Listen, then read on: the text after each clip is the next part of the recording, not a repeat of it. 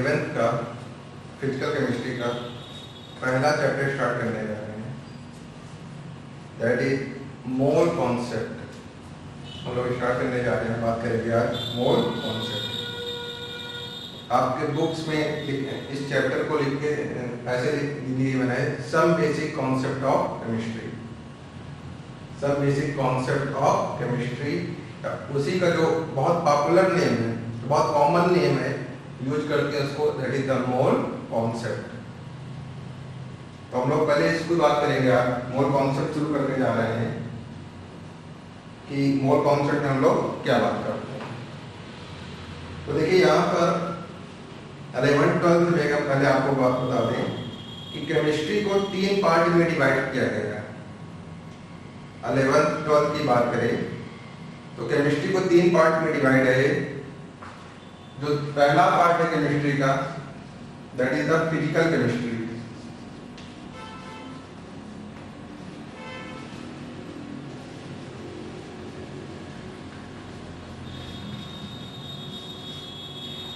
पहला पार्ट है physical chemistry. दूसरा पार्ट आप लोग पढ़ेंगे organic chemistry.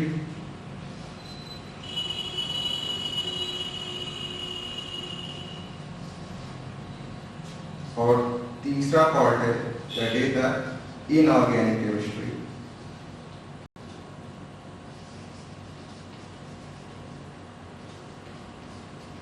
That is the inorganic chemistry. तो अब आप लोग को 11th-12th में और आगे कंपटीशन में, जिस भी कंपटीशन की आप तैयारी कर रहे हैं, जेईई की या फिर नीट की, इंजीनियरिंग या मेडिकल, जिस भी कंपटीशन के लिए आप इंटरेस्टेड हैं, तो वहाँ पर जब आप एग्जाम देंगे तो केमिस्ट्री को 3 पार्ट में आपको पढ़ाया जाएगा, फिजिकल, ऑर्गेनिक एंड इनऑर्गेनिक। तीनों पार्ट कैसे हैं, एक बार आपको बेसिक आइडिया होना चाहिए यहाँ पर कि किस पार्ट में क्या चीजें आपको पढ़नी है। 3 पार्ट है, तीनों में से किस पार्ट में कैसी चीजें पढ़नी है आपको। तो जो फिजिकल वाला पार्ट है ये आपका, ये मैथमेटिकल पार्ट है। फिजिकल पार्ट आपको पूरा मैथमेटिकल में, यानी सारे फॉर्मूले वगैरह होंगे, कॉन्सेप्ट होंगे, न्यूमेरिकल क्वेश्चंस होंगे, वो सॉल्व करने पड़ेंगे। फिजिकल वाले पार्ट में आपको न्यूमेरिकल क्वेश्चंस, फार्मूले, कॉन्सेप्ट वगैरह आपको लगाने पड़ेंगे, जैसे आप मैथ और फिजिक्स में सॉल्व करेंगे।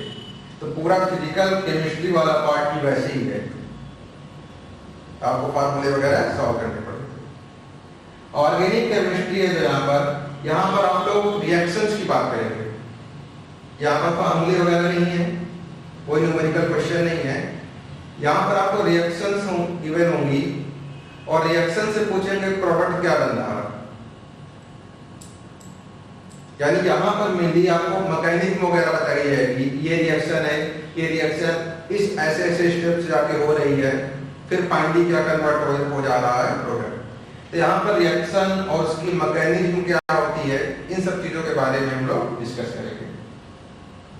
और जो इनऑर्गेनिक केमिस्ट्री है, ये बेसिकली आपके ज्यादातर पार्ट याद करने वाला है। बहुत अच्छे पार्ट है इसमें, जैसे केमिकल बॉन्डिंग है, काफी कुछ पार्ट इसमें समझने वाला है, बहुत क्वेश्चन आते हैं केमिकल बॉन्डिंग से। Chemical bonding, coordination, compound, nitrogen friendly जो ग्रुप्स वगैरह होते हैं, उनमें उनके कंपाउंड के स्ट्रक्चर क्या हैं, उन कंपाउंड के रिएक्शन क्या हैं, उनकी फिजिकल प्रॉपर्टीज वगैरह क्या हैं, ये सारी चीजें डिस्कस की जाती हैं इनऑर्गेनिक केमिस्ट्री में। तो यहाँ पर भी न्यूमेरिकल क्वेश्चन नहीं आएगा, यहाँ भी न्यूमेरिकल क्वेश्चन नहीं है। न्यूमेरिकल वाला पार्ट, यानी जो कॉन्सेप्ट और फार्मूले हैं, वो सिर्फ अब आप लोगों को बात करना है फिजिकल केमिस्ट्री में, यानी यहाँ पर हम लोग बात करेंगे। बाकी दोनों पार्ट में आपको रिएक्शन की बात करेंगे। और एग्जाम में तीनों का लगभग वेटेज वैसे ही रहता है, थोड़ा सा फिजिकल केमिस्ट्री का स्कोर ज्यादा रहता है, इसके क्वेश्चन थोड़े ज्यादा आते हैं, लेकिन ऑलमोस्ट लगभग 1/3 ही स्टैंडर्ड मान सकते हैं हम लोग। कभी थोड़ा सा इसका ज्यादा हो जाता है, ये दोनों मिला के थोड़ा कम हो जाते हैं। तीनों में से नॉर्मली फिजिकल सबसे ज्यादा होता है, फिर ऑर्गेनिक और फिर इनऑर्गेनिक।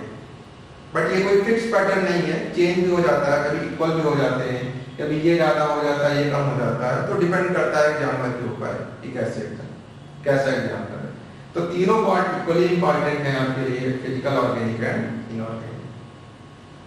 तो हम आपको फिजिकल वाला पार्ट कवर करेंगे इस पार्ट में, यानी यहाँ पर हम लोगों को कॉन्सेप्ट सीखना है, न्यूमेरिकल फार्मूले देखने हैं, याद रखने हैं और क्वेश्चन सॉल्व करने हैं, न्यूमेरिकल प्रॉब्लम वगैरह हम लोग सॉल्व करेंगे। तो बहुत आराम से हम लोग इसको डिस्कस करेंगे। बहुत आसान पार्ट है फिजिकल केमिस्ट्री, अगर आप आराम से पढ़ेंगे तो श्योर है लगभग सारे क्वेश्चन आपके सॉल्व होते जाएंगे, कभी किसी क्वेश्चन में कोई डाउट नहीं होगा आपको। बिल्कुल आप आराम से हम लोग बेसिक से स्टार्ट करेंगे, स्टेप बाय स्टेप, उसके बाद बहुत इजीली आप क्वेश्चन सॉल्व कर लेंगे। तो फिजिकल के बारे में थोड़ा सा और आइडिया अगर हम दिए आपको, ऑर्गेनिक इनऑर्गेनिक वाला पार्ट हटा रहे हैं इसका, अगर हम लोग फिजिकल के बारे में बात करें, इसके बारे में आइडिया दें,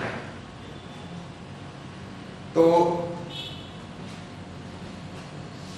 फिजिकल का जो 11th और 12th में जो पार्ट है,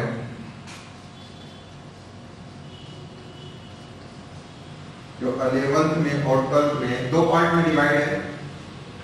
कुछ चैप्टर हम लोग 11th में पढ़ेंगे और कुछ चैप्टर 12th में कवर करेंगे। तो 11th और 12th के जो पार्ट है, 11th में जो फिजिकल का पहला चैप्टर है, that is some basic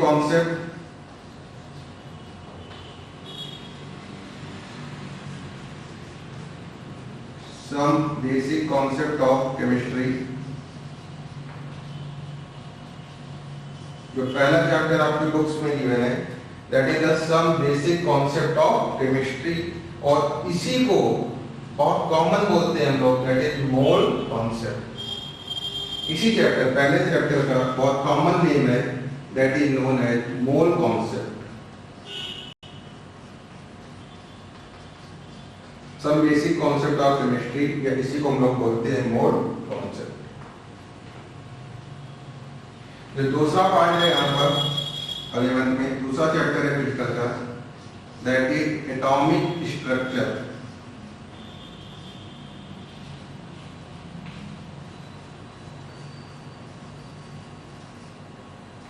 second chapter है दैट इज एटॉमिक स्ट्रक्चर। जो थर्ड चैप्टर है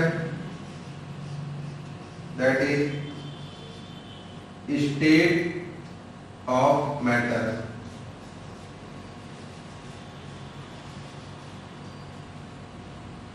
state of matter. Fourth chapter that is thermodynamics.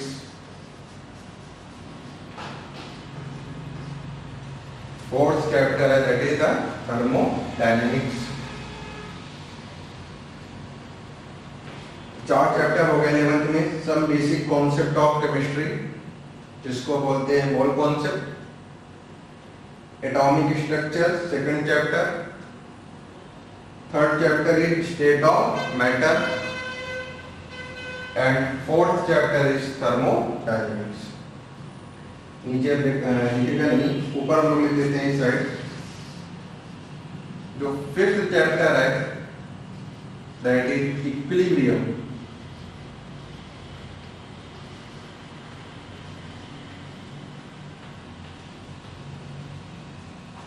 Fifth chapter that is equilibrium.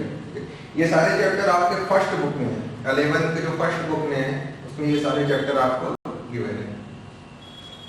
Second book में आपको एक चैप्टर और गिवन है दैट इज रेडॉक्स। रेडॉक्स भी physical का टॉपिक है। सेकेंड बुक में गिवन है दैट इज द रेडॉक्स। और एक topic that is solid state.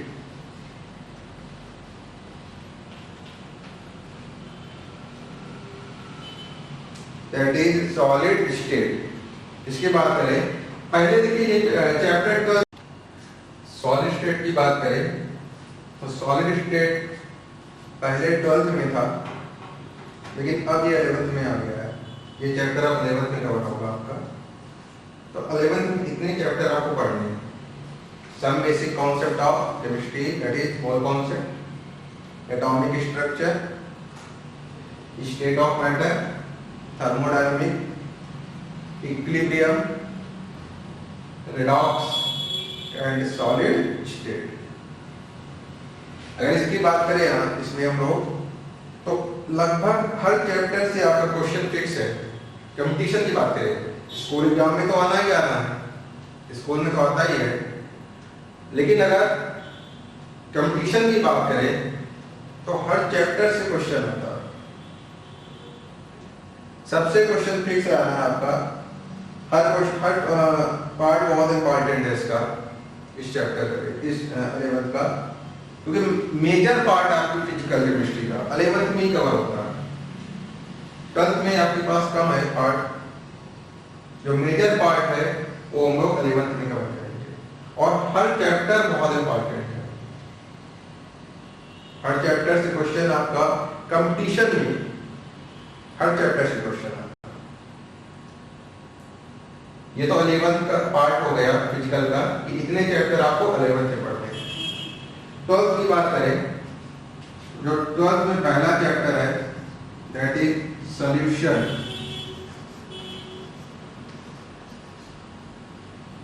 पहला चैप्टर है आपका दैट इज सॉल्यूशन। पहले जो बुक्स थी 12th की उसमें सॉलिड स्टेट था, ये पहला चैप्टर था 12th में, पहला चैप्टर सॉलिड स्टेट। लेकिन अब यहां से उठ के 11th में पहुंच गया, तो हम लोग इसको डिस्कस करेंगे 11th। अब 12th का पहला चैप्टर क्या आ गया, सॉल्यूशन। दूसरा चैप्टर जो है that is electrochemistry.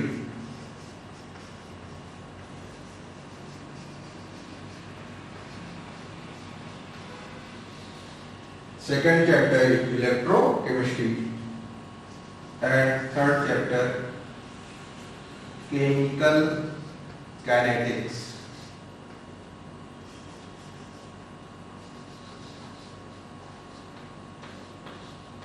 Chemical kinetics और फोर्थ सरफेस केमिस्ट्री।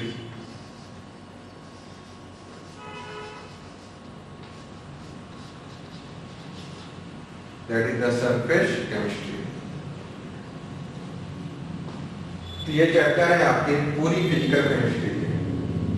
पूरे फिजिकल में आपको 11th 12th दोनों मिला के इतने चैप्टर पढ़ने हैं, और यही सारे चैप्टर आपके किसी भी कॉम्पिटिटिव एग्जाम में, चाहे आप जी मेन दें, चाहे जी एडवांस दें, या फिर आप नीट एग्जाम दें, हर एग्जाम में यही चैप्टर, इन्हीं चैप्टर से क्वेश्चन आएगा।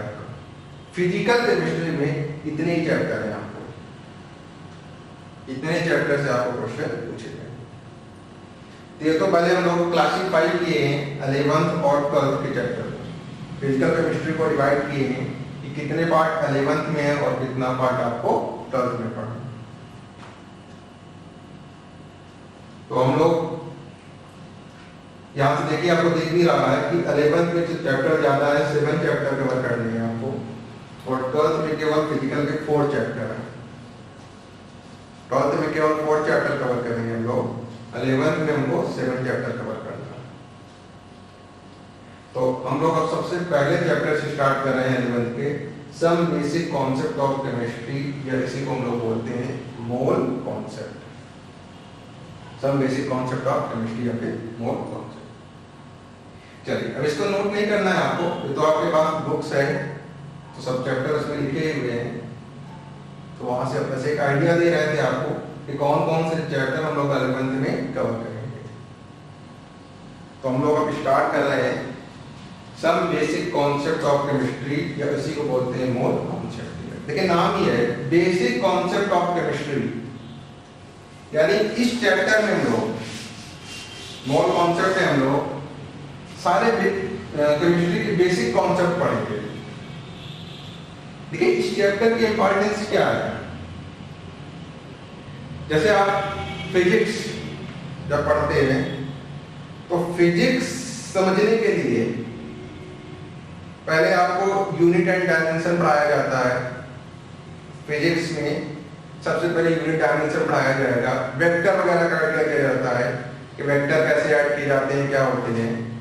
तो ये सब बेसिक चीजें होती हैं, फिजिक्स की ये बेसिक चीजें हैं। जब आप उनको सीख लेते हैं उसके बाद फिजिक्स में मेन चैप्टर स्टार्ट होते हैं, अगले चैप्टर शुरू किए जाते हैं। तो अगर फिजिक्स सीखना है आपको तो यूनिट डायमेंशन, वेक्टर ये सब आना चाहिए, तभी आप आगे आप लोग फिजिक्स को सीख सकते हैं। इसे मैथ की बात करें, मैथ में होता है तो इनइक्वालिटी वगैरह कॉमनली यूज होता रहता है।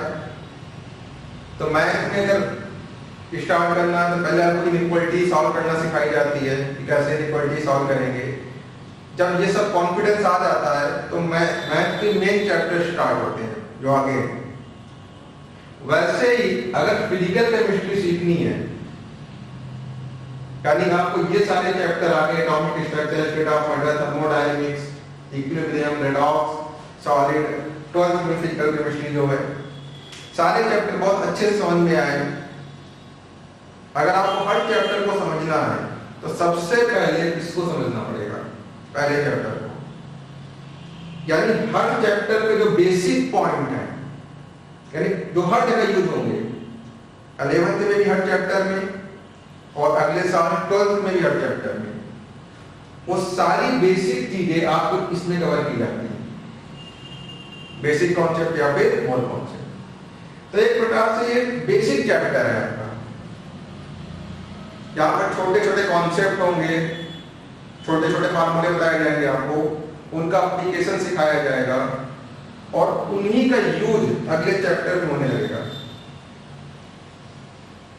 ये सब आगे हमारे सेकंड चैप्टर से मेन चैप्टर है, atomic structure, state of matter, thermodynamics, equilibrium, redox, ये सब मेन चैप्टर है। और ये क्या है, इन सब में जो कॉन्सेप्ट यूज होंगे उनका बेसिक कॉन्सेप्ट हम लोग यहां पर सीखेंगे। तो अगर उस हिसाब से देखा जाए तो बहुत इंपॉर्टेंट है, क्योंकि अगर ये नहीं आ रहा तो आगे हम लोग बढ़ नहीं पाएंगे। अगर आपको मोल कॉन्सेप्ट समझ में नहीं आया, उसके कॉन्सेप्ट वगैरह फॉर्मूले वगैरह नहीं पता है, तो आगे हम लोग किसी चैप्टर में बात ही नहीं कर पाएंगे। तो बहुत आराम से, बिल्कुल अच्छे से हम लोग इस चैप्टर को कवर करेंगे। बहुत धीरे धीरे मोल कॉन्सेप्ट क्या होता है, कौन कौन सी चीजें इसमें हमको पढ़ना। तो चलिए इसमें हम लोग देखते हैं कि मोल कॉन्सेप्ट क्या है, कौन सी चीजें इसमें हम लोग डिस्कस करेंगे। देखिए, अगर हम लोग मोल कॉन्सेप्ट की बात करें तो देखिए नाम ही क्या है, मोल। नाम से देखिए, नाम में ही क्या है इसके, मोल।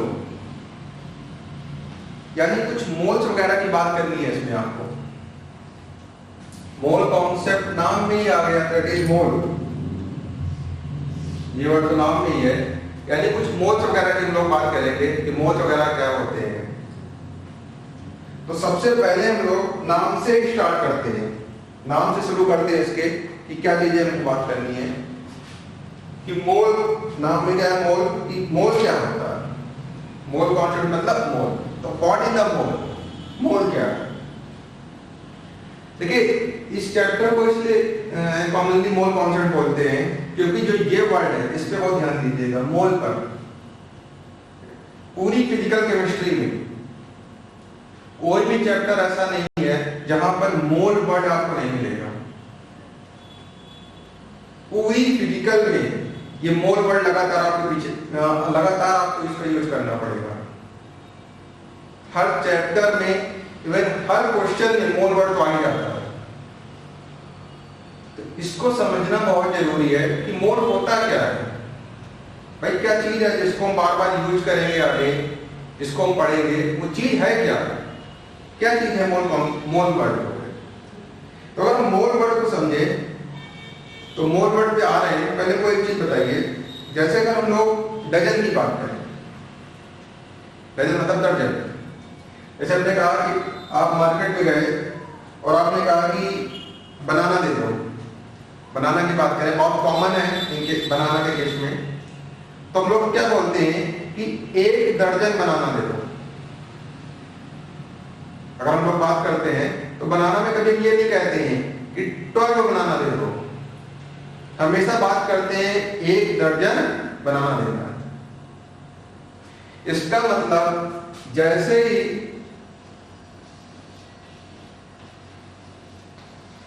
वन डजन की बात की हमने बनाना वाले से कहा 1 दर्जन बनाना दो, तो तुरंत वो 12 बनाना काउंट करेगा, आपको दे देगा, 12 बनाने काउंट करके आपको दे देगा। इसका मतलब उसको पता है कि दर्जन का मतलब ही क्या है, 12 चीजें। जैसे ही दर्जन वर्ड यूज हुआ तुरंत उसके दिमाग में आएगा कि मतलब 12 बनाना इसको देंगे। 1 दर्जन मतलब 12, हमने कहा 2 दर्जन दे दो तो 24 बनाना काउंट करेगा, 24 बनाना काउंट करके दे देगा। इसका मतलब 1 दर्जन नाम लेते ही उसके दिमाग में तुरंत कितनी चीजें आ गई, दैट इज 12। तो 1 डजन मतलब दर्जन, डजन मतलब दर्जन, तो 1 डजन इज इक्वल टू 12। जैसे ही डजन हम लोगों ने बोला तुरंत किसी के दिमाग में कितनी चीजें आती हैं, 12। तो दर्जन या डजन या फिर दर्जन है क्या? देखिए एक तरीके से यूनिट है। डजन क्या है? एक यूनिट है जो कितनी चीजों को बता रही है, किन्हीं भी 12 चीजों को, किसी भी 12 चीजों को रिप्रेजेंट करने के लिए या किन्हीं भी 12 चीजों को बताने के लिए हम लोग एक यूनिट यूज करते हैं, दैट इज डजन। अब 12 कुछ भी हो सकती है, आर्टिकल्स, 12 कोई भी आर्टिकल्स हो सकते हैं। आर्टिकल्स मतलब वस्तु, कोई भी वस्तु हो सकती है। अगर यहाँ पर हम लोग बनाना की बात करेंगे तो 1 dozen is equal to 12 banana common है सब बहुत ज्यादा, लेकिन कोई जरूरी नहीं बनाना। अगर हम आपसे कहें कि 1 डजन पेन ले आओ, 1 डजन पेन, तो आप तुरंत कितने पेन लेके आ जाएंगे? 12 पेन, क्योंकि आपको पता है कि 1 डजन का मतलब कितना होगा, हमेशा 12। तो 1 डजन मतलब 12। हमने कहा 1 डजन नोटबुक ले लो, तो आप कितनी नोटबुक लेंगे? 12। हमने कहा 1 डजन फाइल ले लीजिए, तो आप कितने फाइल काउंट करेंगे? 12। हमने कहा क्लास में 1 डजन स्टूडेंट आए हैं, मतलब कितने स्टूडेंट आए हैं? 12। तो इसका मतलब क्या है? सिंपल हमको एक चीज समझ में आ गई कि किन्हीं भी 12 चीजों को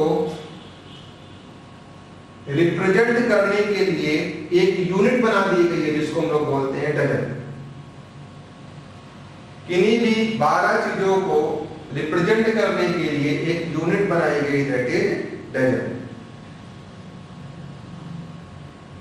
तो जैसे 12 चीजों को रिप्रेजेंट करने के लिए 12 आर्टिकल को, कोई भी 12 आर्टिकल को रिप्रेजेंट करने के लिए, ये आर्टिकल कुछ भी हो सकते हैं जिसके बारे में आप बात करें, तो 12 आर्टिकल को रिप्रेजेंट करने के लिए जैसे एक यूनिट बनाई गई है डजन, वैसे ही एक नंबर है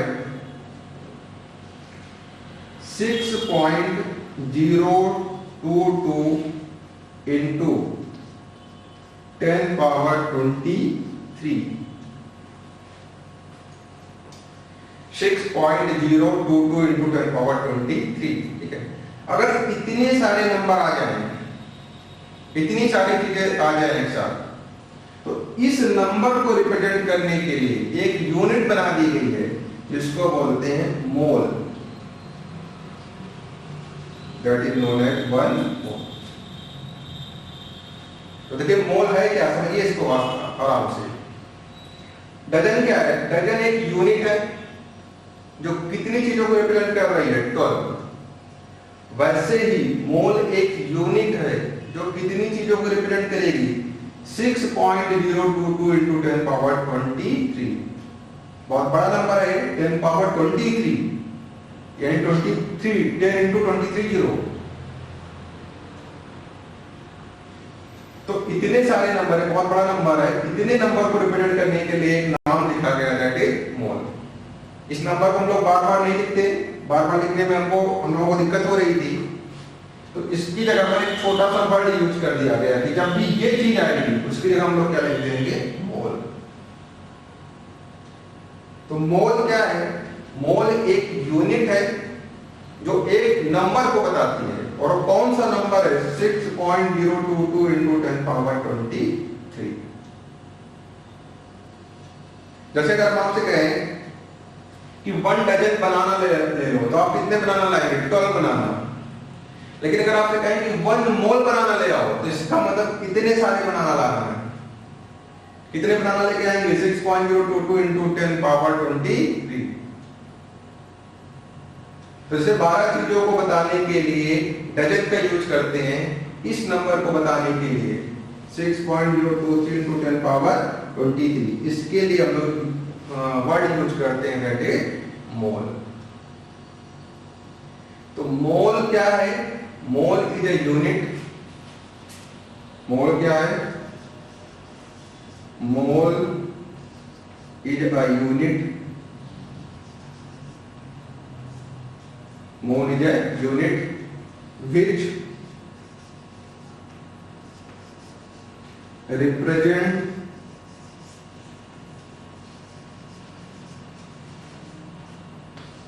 a number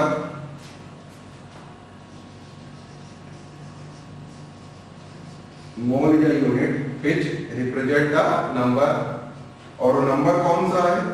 6.023 into 10 power 23।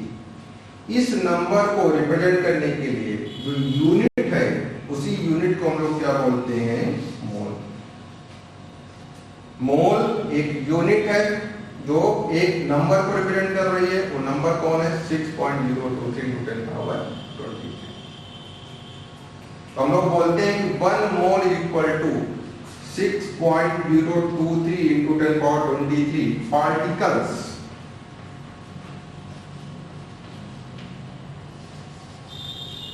एक मोल में कितने पार्टिकल्स होते हैं?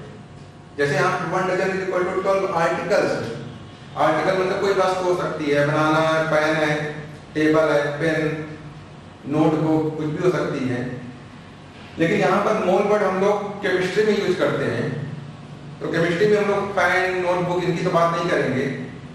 केमिस्ट्री में आप लोगों को बात करते हैं हम लोग एटम्स की, कि एटम्स है, मॉलिक्यूल्स है, ions, electrons, protons and neutrons, और इन सबको हम लोग क्या बोलते हैं? Particles. That are known as particles. तो इसका मतलब हम कहें कि 1 मोल में 6.023 into 10 power 23 पार्टिकल्स है। जैसे यहाँ आर्टिकल में कुछ भी हो सकता है, वैसे पार्टिकल कुछ भी हो सकते हैं। Atoms, molecules, ions, electron, proton, neutron, कुछ भी हो सकते हैं। पार्टिकल की हम लोग बात करेंगे यहाँ पर कौन कौन से पार्टिकल होंगे जो हम लोग इन जनरल पार्टिकल यूज करते हैं। या तो हम लोग एटम की बात करेंगे, मॉलिक्यूल्स की बात करेंगे, आयंस,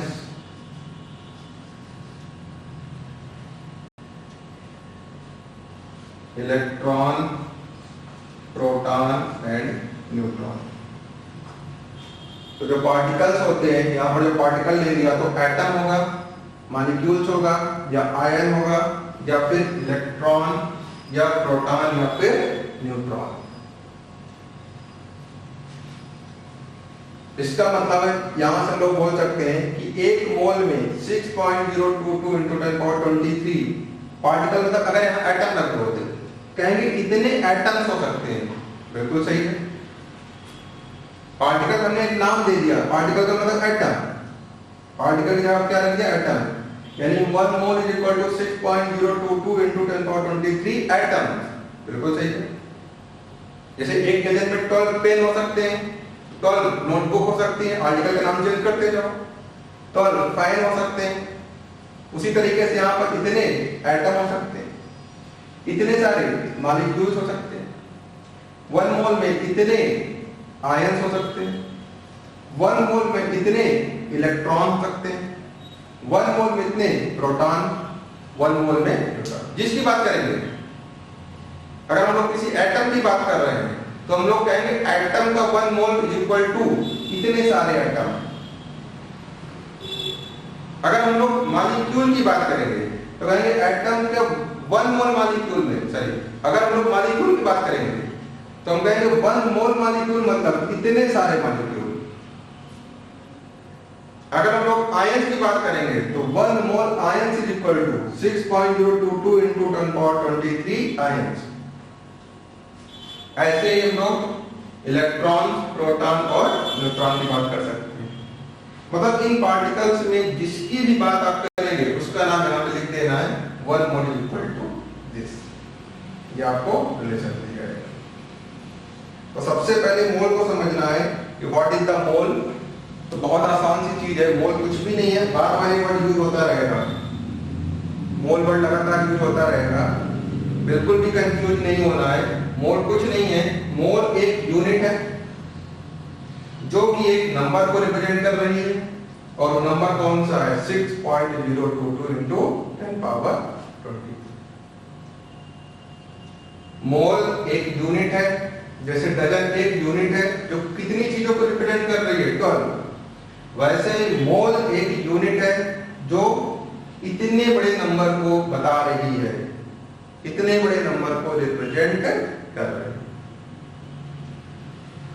और ये पार्टिकल्स हो सकते हैं atom, molecules, ions, electron, proton या फिर न्यूट्रॉन। ये आपके मोल हो गया। क्या मोल होता है, और इसको नोट करिए, फिर इसमें हम लोग और भी बात करते हैं कि क्या क्या चीज है।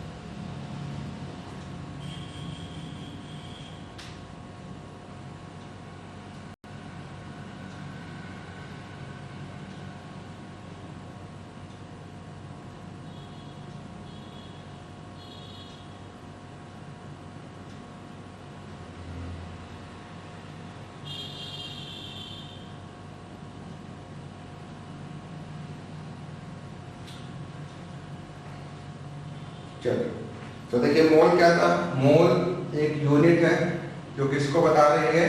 एक नंबर को। वो नंबर कौन सा है? 6.022 into 10 power 23। ये याद रखना है आपको। 1 mole is equal to this. एक मोल में कितने पार्टिकल हो सकते हैं, और वो पार्टिकल्स हमारे कुछ भी हो सकते हैं। इस पार्टिकल की जगह पर आप कोई नाम यूज कर सकते हैं, that is atoms, molecules, ions, electron, proton या फिर न्यूट्रॉन। देखिए एक साइंटिस्ट थे, जो रिलेशन दिया था, एक साइंटिस्ट थे एवोगैड्रो, जो रिलेशन दिया था कि 1 mole is equal to 6.023 into 10 power 23। एक साइंटिस्ट थे एवोगैड्रो, उन्होंने ये रिलेशन दिया था कि 1 मोल में इतने सारे पार्टिकल्स होते हैं। तो उनके नाम पर इस नंबर को, जो इतना बड़ा नंबर है, इस नंबर को बोलते हैं that is Avogadro number.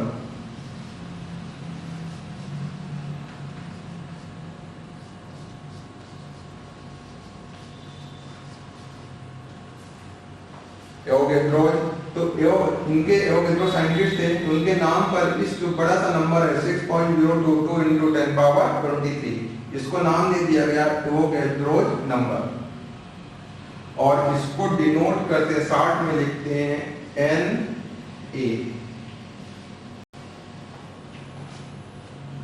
Short में एवोगैड्रो नंबर को लिखते हैं N A for Avogadro, A Avogadro and N मतलब नंबर।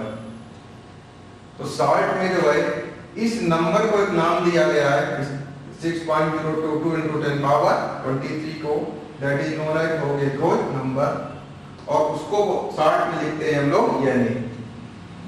इसका मतलब यहां से एन की वैल्यू क्या आ गई, एन को लिख सकते हैं हम लोग 6.022 into 10 power 20, यानी इस नंबर को हम लोग शॉर्ट में लिख सकते हैं एन। एन का मतलब एवोगैड्रो नंबर। इसका मतलब 1 मोल इज इक्वल टू कितने पार्टिकल हैं, 6.022 into 10 power 23 पार्टिकल्स। या फिर इसी नंबर को हम लोग क्या लिख सकते हैं, इस नंबर को क्या लिख सकते हैं यानी, या फिर इसकी जगह पर हम लोग क्या लिख सकते हैं यानी पार्टिकल्स।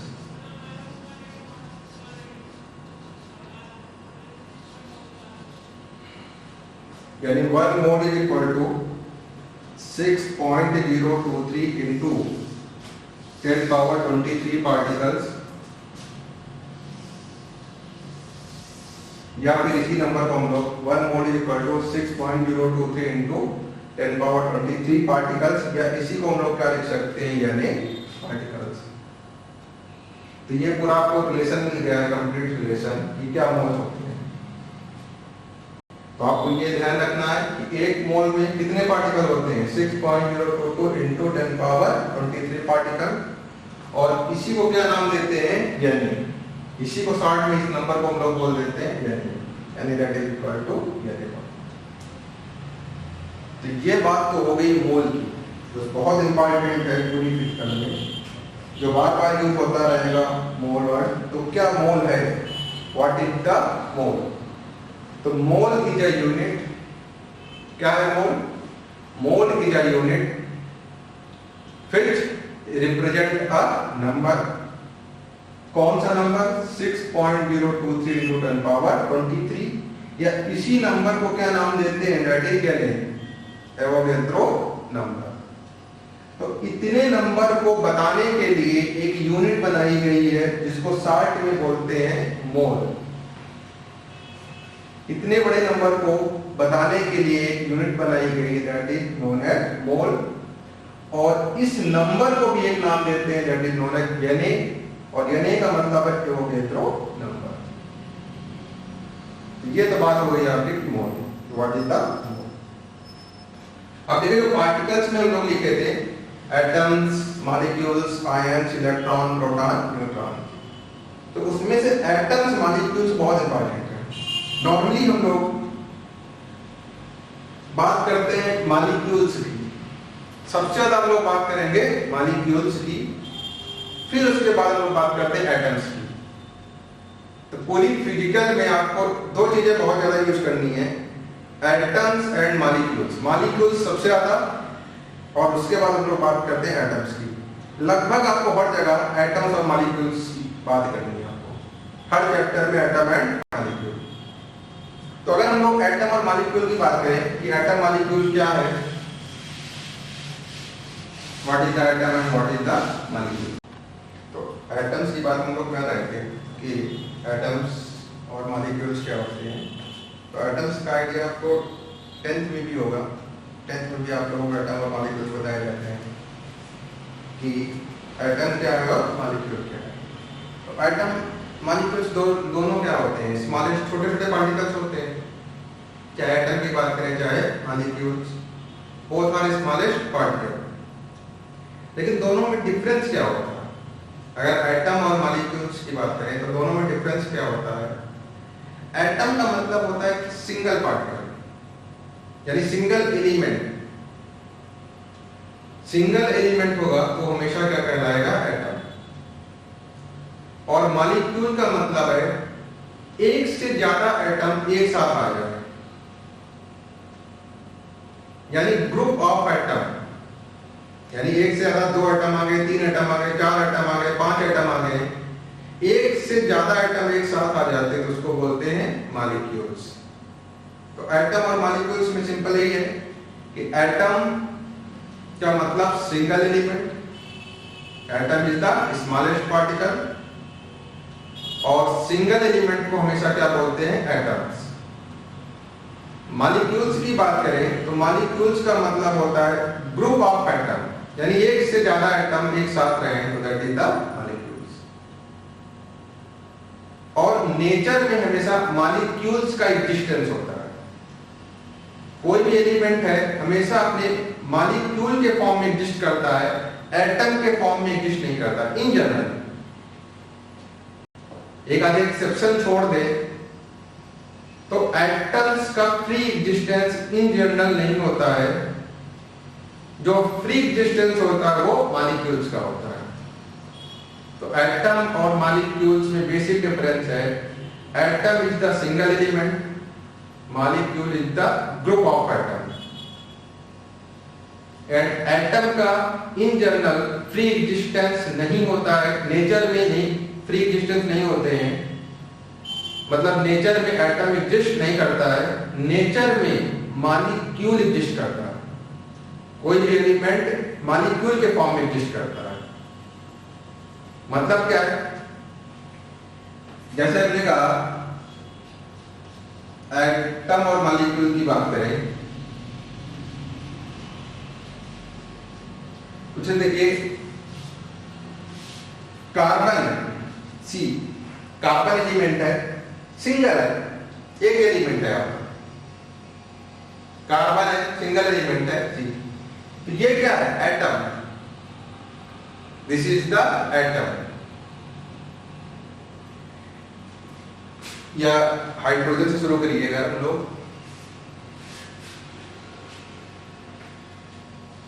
एच से बात करें, हाइड्रोजन। हाइड्रोजन क्या है, एटम, क्योंकि सिंगल एलिमेंट है, दैट इज द एटम। लेकिन अगर H2 लिख दे तो अब इसमें देखिए क्या है, हाइड्रोजन के कितने एटम आ गए, 2 एटम। यहां पर हाइड्रोजन का एक एटम है, जब सिंगल एटम, हाइड्रोजन एक है, जब सिंगल एलिमेंट होगा तो उसको क्या बोलेंगे, एटम। लेकिन यहां पर हाइड्रोजन 2 हो गए, एक से ज्यादा एलिमेंट हो जाए तो इसको क्या बोलेंगे, मॉलिक्यूल्स। तो हाइड्रोजन, ये सिंबल किसका है, ये लिखा है तो एटम, लेकिन H2 लिख दिया गया तो ये मॉलिक्यूल्स। H2 क्या होगा, मॉलिक्यूल्स। उसी तरीके से जैसे नाइट्रोजन है, नाइट्रोजन क्या है, सिंगल है, दैट इज एटम, लेकिन N2 हो जाएगा, दैट इज मॉलिक्यूल्स। क्योंकि यहां पर सिंगल एलिमेंट है, एक एलिमेंट है, यहां पर नाइट्रोजन के 2 एलिमेंट आ गए, 2 एलिमेंट है मतलब एक से ज्यादा, एक से ज्यादा तो जैसे ऑक्सीजन है, ये क्या है, एटम, लेकिन O2 क्या है, मॉलिक्यूल। कार्बन क्या है, एटम, लेकिन अगर आप CO2 लिख दीजिए दैट इज मॉलिक्यूल। तो इस तरीके से बहुत सारे एग्जांपल आप लिख सकते हैं। फ्लोरीन दैट इज एटम, लेकिन F2 2 आ गए, दैट इज मॉलिक्यूल। यहां पर हाइड्रोजन के 2 एटम हैं इस मॉलिक्यूल में, this is the 1 molecule of hydrogen, इसमें 2 एटम है, नाइट्रोजन के 2 एटम है, this is the molecule of O2, एक मॉलिक्यूल O2 में ऑक्सीजन के 2 एटम है, इसको बोलते हैं CO2, कार्बन डाइऑक्साइड। इसमें कितने एटम है, अगर इसमें एटम बात करें, कार्बन में कितना एटम है, 1, यहां पर क्या है 1, ऑक्सीजन में कितने एटम है, 2, तो टोटल कितने एटम हो गए, 2 + 1 दैट इज 3। यहां पर कितने एटम हो गए, 3। यहां पर फ्लोरीन में कितने एटम है, दैट इज 2। बहुत सारे एटम के एग्जांपल लिखे तो सोडियम, मैग्नीशियम, सल्फर, जो सिंगल है दैट इज एटम। मॉलिक्यूल्स की बात करें, बहुत सारे आप एग्जांपल इसके लिख सकते हैं, H2O, H2, SO4, एक से ज्यादा होते चले जा रहे हैं। ये सब क्या है? मॉलिक्यूल। C6H12O6 ये सारे क्या हैं आपके? मॉलिक्यूल्स। C12H22O11 H3PO4 ये सब क्या है? मॉलिक्यूल्स। ये सब क्या है? एटम। सिंगल एलिमेंट होगा तो वो एटम, सिंगल अगर नहीं है तो हमेशा क्या बोलेंगे उसको? मॉलिक्यूल्स। तो ये क्या डिफरेंस है? Atom and molecules. अब यहां पर देखिए एक चीज डिफाइन होती है, atomic mass and molecular mass. Atomic mass and molecular mass. तो एटॉमिक मास और मॉलिक्यूलर मास क्या है? एटम का जो मास डिफाइन होता है, एक एटम का मास, जैसे हाइड्रोजन के एक एटम का मास डिफाइन करें, उसको बोलते हैं एटॉमिक मास। यानी एटॉमिक मास किसके लिए डिफाइन है? एटम के लिए। एटम के लिए क्या डिफाइन किया जाता है? Atomic mass.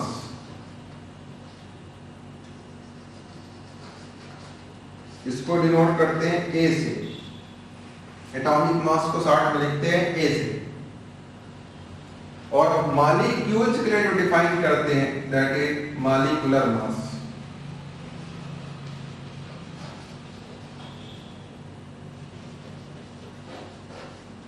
मॉलिक्यूल्स के लिए जो डिफाइन होता है that is the molecular mass, और इसको डिनोट करते हैं कैपिटल एम से। तो एटम और मॉलिक्यूल्स के बाद जो अगला टर्म आता है that is atomic mass and molecular mass. Atomic mass किसके लिए डिफाइन होता है? एटम के लिए। मॉलिक्यूलर मास किसके लिए डिफाइन होता है? मॉलिक्यूल्स के लिए। एटॉमिक मास का मतलब है मास ऑफ एटम।